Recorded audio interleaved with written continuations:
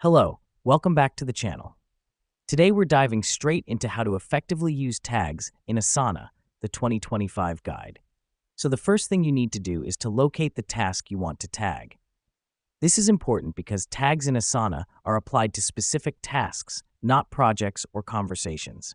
They help to categorize and prioritize your tasks, making it easier to manage your workload. Now that you've selected your task, move to the top of the task details pane and click on the tags icon. This is where you'll be adding your tags. The reason we do this is that it allows us to identify and sort tasks based on specific criteria, whether it's by department, priority level, or even the type of work involved. After you've clicked on the tags icon, simply type in your desired tag and hit enter. If the tag already exists in your workspace, it will auto-populate as you type. If it's a new tag, ASANA will prompt you to create it.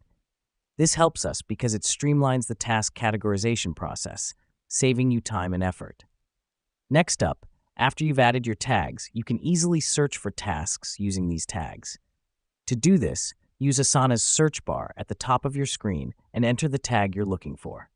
This is why tagging is so useful. It allows you to quickly and easily locate tasks related to a specific theme or category.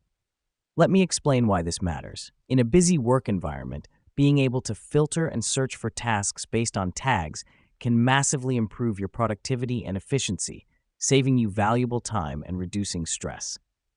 Once you've mastered using tags in ASANA, you can also customize their colors for a more visual approach to task management. To do this, just click on the tag in the Task Details pane and select Edit Tag Color. This can help with quick identification of tasks, especially in a large project with multiple tags. And there you have it.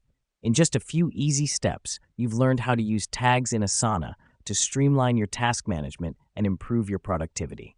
Remember, locate, tag, search, and color code. It's as simple as that. Thanks for tuning in. We'll catch you in the next tutorial.